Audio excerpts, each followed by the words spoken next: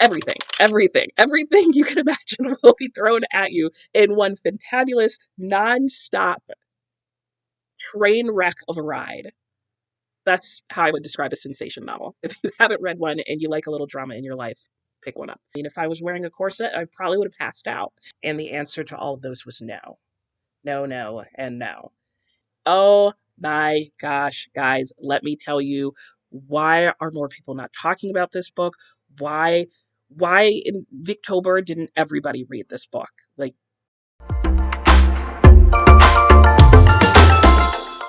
hello, my name is Nicole, and welcome back to Noteworthy Fiction. Today, I am going to do a quick check-in for the month on what I'm currently reading, what I've read, and just where I'm at with my TBR. So I'm hoping to do these more regularly, but I don't know. I've had a lot of tag videos going on, and I realized if I don't do this now, it's going to be the end of the month before I know it, which is crazy because I swear November just started. Anyway, I'm going to go ahead and get started. So I decided to kind of semi go through these in the order that I've been reading them, but really also kind of in the order of what's happened to them. So if you haven't seen my November TBR, you may want to go back and watch that first just to get a sense of what I'm reading. Otherwise, you can just catch up now. I am going to start with Adam Bede. What do I have to say about this? Okay, so I started this book. And you can see my tabs do not go all the way through because this is actually a DNF for me this month. There was something off in my reading of this, and I had to sit down and I really had to think about it. Am I really enjoying this book? Do I really care? Do I really want to keep reading? And the answer to all of those was no. No, no, and no. And I realized, and I had to accept at the end of the day, that I was having the same problem with Adam Bede that I had with Middlemarch, which is basically I, her pacing and her writing style. The writing style in this didn't bother me as much, but what it did help me focus in on is just the pacing of her writing. So basically, she'll have, people will have these great conversations. Her dialogue tends to be really good.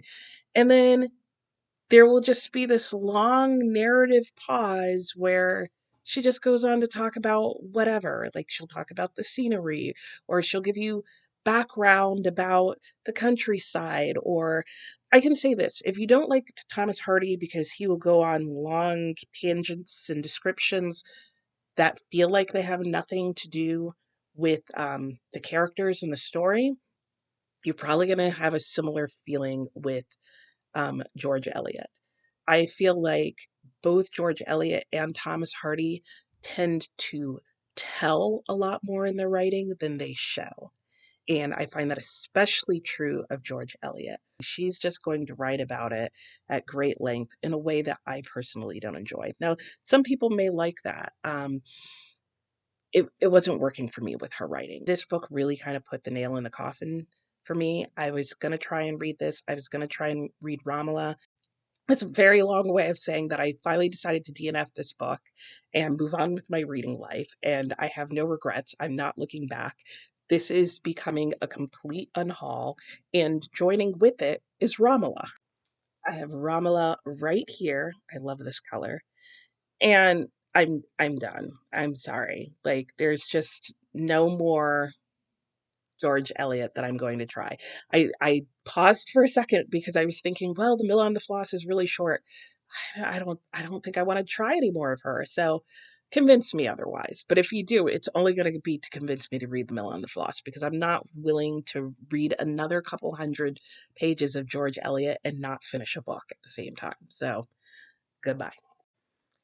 Next on my list, I have another unhaul. This one actually isn't a DNF because I didn't even start to read this book. Well, that's not true. I guess I read a page or so, but then I discovered things. But the book I'm talking about is Come Be My Light, the private writings of the letters of St. Teresa of Calcutta. It is actually written by, well, I guess edited by is more accurate. It's edited and with commentary by Brian Kolodechuk. Not sure if I'm saying that correctly, but it is her writings, and then he gives, I'd say, quite extensive commentary from what I've seen. Um, Like, this book is definitely not just solely her writing. So, what happened with this? Basically, I started reading the introduction, and it brought back to me what my hesitation has been every time I've picked up this book. There's no real intent here to look at her work with a critical eye. And not because I'm particularly critical of her work, though I know people are. But I have to say, as a person of color, um, going in and looking at somebody's missionary work to convert those whose minds are in darkness, I just have to pause. And when I was reading his description of her motivation of initially going to India, it just made me realize, like, I have some things that I have to settle in my mind about missionaries in other countries and their motivation, their purpose, their intent, and the way they go about their work and why. And I realized I need to settle that in my mind and think about the issues that I may or may not have with that before I can read about somebody's missionary work. At the end of the day, I just felt like if I didn't do that, I would be going into this book and reading about what she was doing while trying to criticize some part of her work, or at least critically look at some part of her work without having decided about how I feel about that work in general. And I'm not saying that that's necessary by any means for you to read this book, but it was necessary for me. And because of that, I decided that I'm not going to read this book until I do that. And I have no plans to like look at that closely anytime soon. I know I can get this book at most libraries, or on my Kindle, or probably like Hoopla, that kind of stuff. So if the time comes, that's probably how I'll read it. There's 3 books that I will be unhauling this month at least. Well, we're only halfway through the month, so I guess I shouldn't be too concerned. So I'm now going to get it into what I'm currently reading. And I'm looking at this stack, it's over here, of what I'm currently reading, and I'm realizing, wow, is that really what I'm doing? Yep, it is. So you'll see. So I guess I'll start first with the easy one, and that would be Clotel by William Wells Brown. This is also known by The President's Daughter. And this is, amongst other things, a fictional telling about Thomas Jefferson's supposed daughter that he had with one of his slaves. So it basically, even at the time of William Wells Brown, and I mean, he was an escaped slave, so it was right around the same time, there was a legend and a very heavy rumor that Thomas Jefferson had had some children by his slaves and that even sold some of them.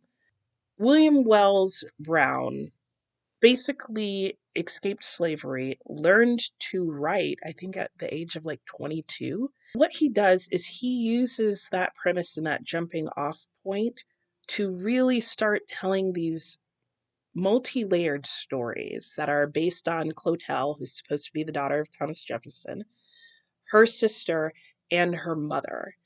Um, and he follows these 3 different women, and in doing so, he shares, you know, what their lives may have been like, but he also takes the time to just talk about slavery at the time in general. And let me tell you, this book is worth the read.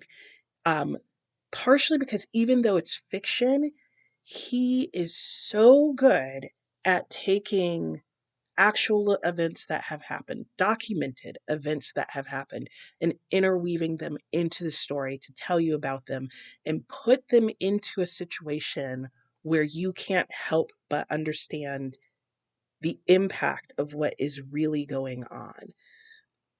This book needs to be read in high school, in college, by everyone. Um, Partially because of the subjects that he talks about, but also partial because I feel like there has been this continuing and growing narrative about how, slavery wasn't that bad. Or I think even more dangerous, slavery wasn't all bad.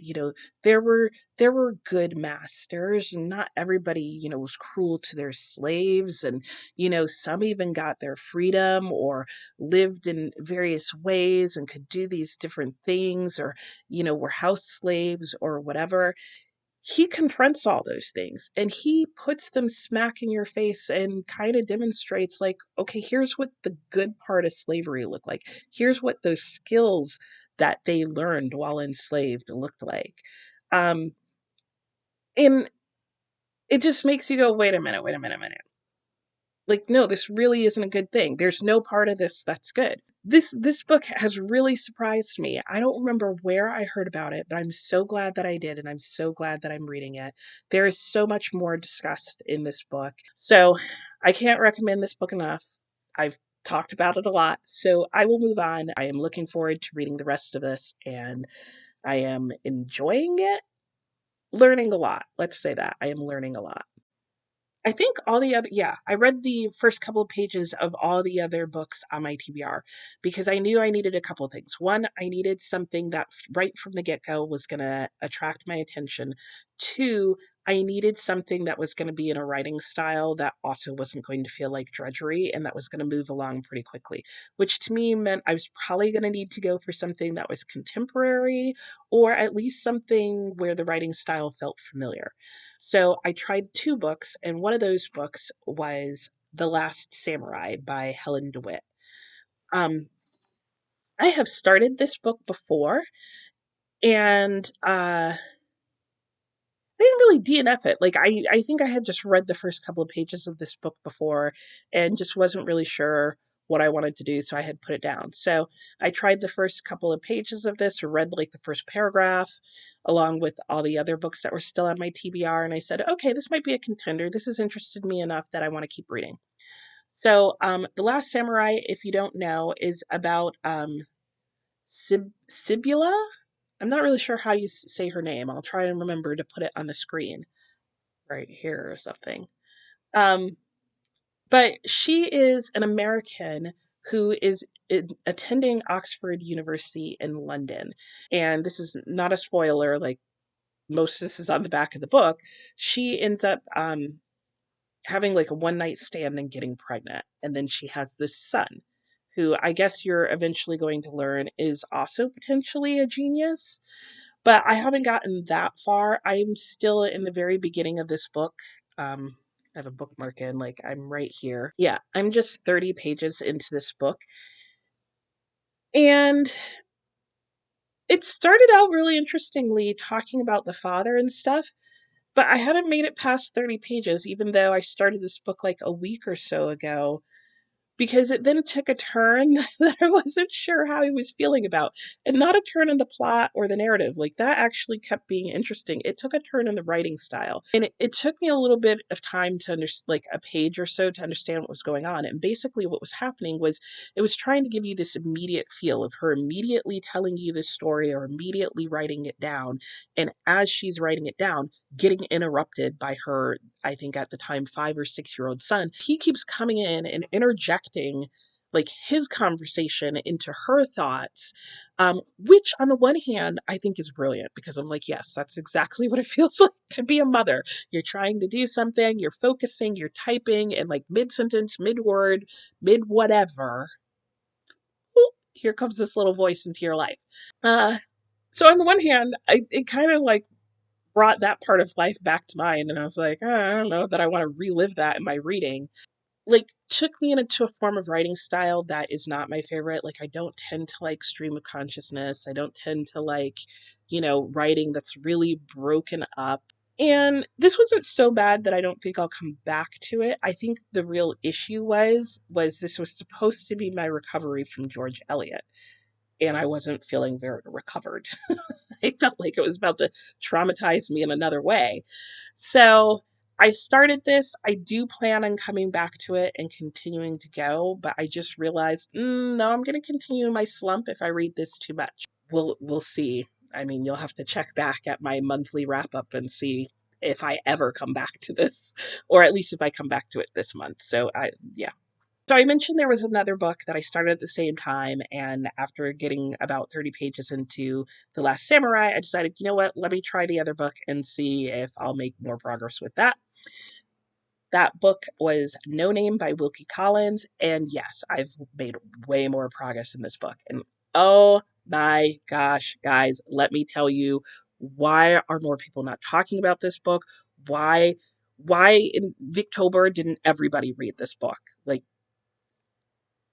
I'm about halfway through. Maybe something happens in the second half of the book that I don't know about that ruins it and makes it horrible. Why isn't this more in print? I don't see this book when I go to the bookstores. Like, if you go to most bookstores and they have Wilkie Collins, it's the Moonstone, it's the Woman in White. Now, there are still things about the Moonstone, the butler, that I like better than the No Name in some ways, but the story as a whole of this book, mind blown. And let me tell you, this is a good get me out of my slump recovery book, like moving me forward. Where do I even start? Okay, Wilkie Collins, he writes sensation novels. And if you don't know what a sensation novel is, you might start as a happy, healthy family, but sure enough, as it gets going, somebody's going to die. Somebody's going to get sick. There may be poisonings. There will probably be intrigue, backstabbing, mystery, thieving, adultery, immorality of various natures that all come into the picture, sometimes feeling all at once. And high emotions, low emotions, people passing out, people, everything you can imagine will be thrown at you in one fantabulous, non-stop train wreck of a ride. That's how I would describe a sensation novel. If you haven't read one and you like a little drama in your life, pick one up. Do not be intimidated by the fact that they're longer, trust me. It goes quick. So, No Name was serialized, which I cannot even imagine. I cannot imagine, even if it was on a weekly basis, parts of the story coming out and having to wait to read the next section. Because let me tell you, when I feel like this is Wilkie Collins at his best, I am in good company, because that was what Charles Dickens, his good friend, said about this book, was he thought this was the best thing that Wilkie Collins had written up to this point, even though The Woman in White had already come out. Look, I don't want to give spoilers away just yet. I haven't finished the book. Maybe my mind will be completely different, but right now, this is my 5-star prediction for the month. I don't even want to tell you what specifically is going on in this story, because I would say if you're thinking about reading this, do not read any descriptions about this book. Go into this book blind. As blind as possible, go into this book and just enjoy the ride. The only book that I have read this year that I could think held more surprises and shocks, or at least the equivalent, would be The Count of Monte Cristo. So if you read The Count of Monte Cristo and you loved the twists and turns that book took, I recommend No Name. Like, this book is full of twists, turns, surprises. Yes, it's a Victorian novel. If that's not something you're used to reading, give it a try. It's really not a difficult read. Love me some Wilkie Collins. I can't recommend this book enough. I'm looking forward to telling you my thoughts about it in the wrap up. And I've enjoyed this so much that unless it completely blows up my reading and just ruins itself at the end, I'm even going to do a standalone review on this book with spoilers, because y'all, there's some stuff that I got to talk about. All right, what else am I reading? Because yes, I am currently in the middle of 4 books. What is that next book?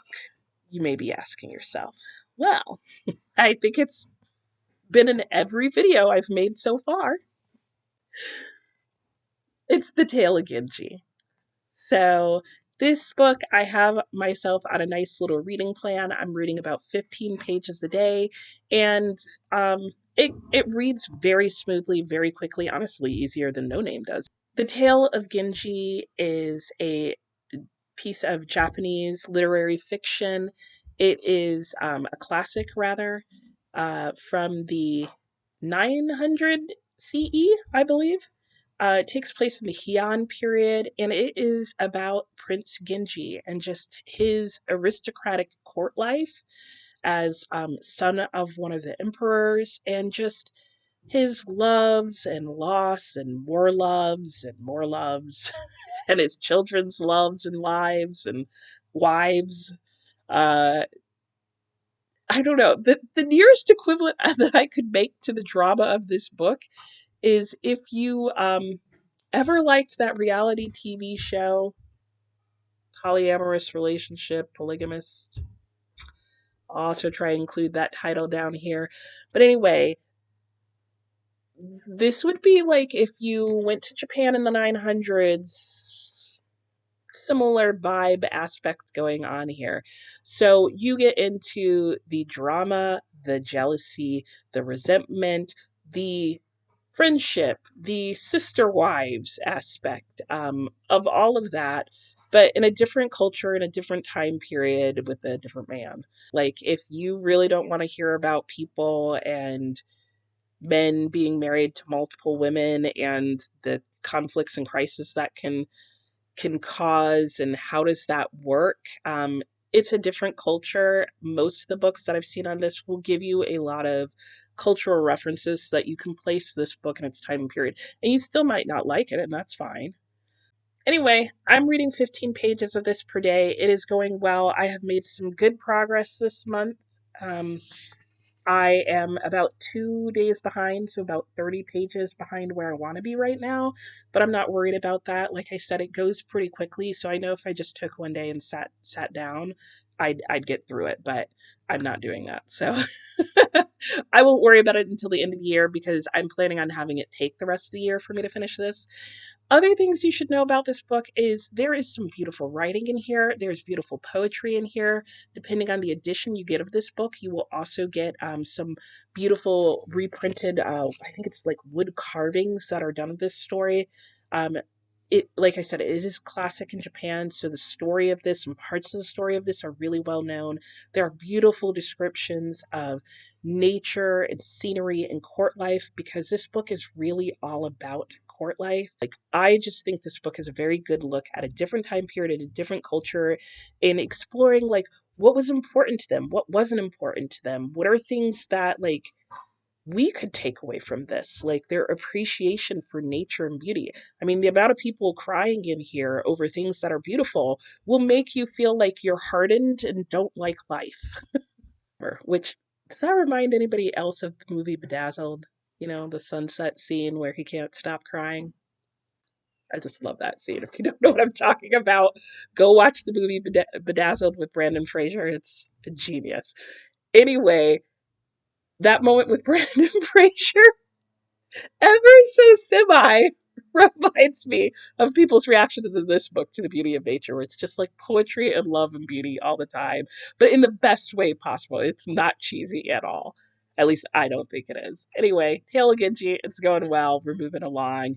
I am also still continuing to read the Reader's Guide, which is really good. I just enjoy at this point, um, just every chapter has like just a quick for every chapter he has a quick summary of just what happened in the book. As you can see, I have not finished a book yet this month, which is really surprising for me. Usually I am a book a week finisher. There will be one other book that's finished. I'm not sure. It's either going to be this book or if you watch my November TBR, there's still two other books that I haven't mentioned. So these are the two books that are still to be read. Those two books would be The Way We Live Now by Anthony Trollope and Little Big by John Crowley. My guess, between The Last Samurai, Little Big, and Anthony Trollope, I don't even think I'm going to attempt to start this book this month because, to be honest, I would have to finish No Name, and then this would probably have to be the only other book other than Genji and Clotel that I'd read for the rest of the month. If you have read any three of these, and would recommend one or just would like me to read it and review it, comment below and let me know if you have a preference. So you know what to do. Like, subscribe, and hit the bell, and I will see you next time. Bye.